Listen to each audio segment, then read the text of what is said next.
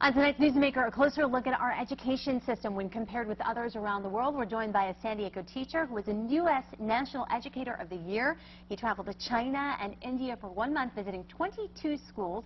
Keith Ballard joins us now with more on what he found. Mr. Ballard, what an exciting trip, but what made you decide to do this on your summer break?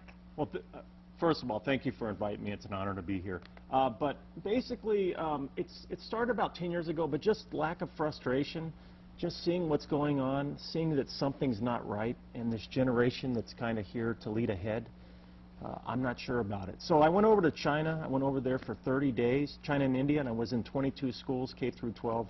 And boy, let me tell you, they're doing a whole lot differently. Just to give you an idea, in terms of a football analogy, the Chinese public educational system is so good. It's something like the NFL, whereas here in the United States, sorry to say, we're playing no better than high school football. And you took a camera over there to document your experience. Yeah. That must have been something. And we have a little clip of what you found when you interviewed, I believe, some Indian girls about what they wanted to be when they grow up. Software engineer. What do you want to be? Indian Foreign Service. What do you want to be? Doctor. You want to be a doctor. Great. What do you want to be? I want to be a doctor. You want to be a doctor. How about you? I want to be a scientist. You want to be a scientist. What do you want to be? I want to be You want to be a what? Neurologist. Oh my gosh, that's a specialty doctor. What do you want to be? You want to be a doctor. Okay, so that's something, and I'd imagine that is not similar to what you hear from some of your own students in the San Diego area. No, and nationally, I mean, let me tell you something. I asked about 600 kids in each country, and if you look at their eyes, they know what they want to do. I mean, this isn't a joke. These kids study, they work hard, they're hungry, they're more than happy. You know, they like us generally in China and India. They like Americans, but they're more than happy to eat our lunch, our dinner, and take your kids' jobs and your kids' grandchildren's jobs. I mean, that's the way it is. You know, some people watching that video might say, well, hey, it's easy to take a select group of kids and coach select. them, right? It was not select. So what you're saying is that there generally is a difference in how children are Yes. raised and the educational system that they grow up with Exactly. in terms of what their aspirations are going to be. Oh, yeah. It all, and so much comes from the family. You know, the family has such an impact. And you know, clearly we have two education crises here. Number one is we're not doing enough days in school here. I mean, we have a lot of things, but you know, China does 230 days a year. We're doing 180. And by the way, with if this governor package doesn't pass in November, we're looking at 165.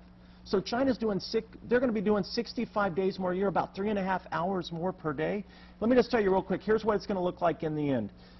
By age 18, a typical Chinese student will be 6 years ahead if you go by California school time. I don't know what you think about that, but that's huge. Well, now Chinese students start at the age of 2. Us in California start a little bit later than that. Age 5 and 6. You say that part of the reason is that in China they treat the educational system in terms of economics, and here it's a social service. So once you lay out all of these things, what do you suggest that America does, in your opinion, to get the educational system back on track? Well, number one, we're going to have to do at least another month, okay? And we didn't even talk about discipline. That costs money. It costs money. But see, here's the difference. It's just about priorities. Over there, they've tied their educational system with their economy.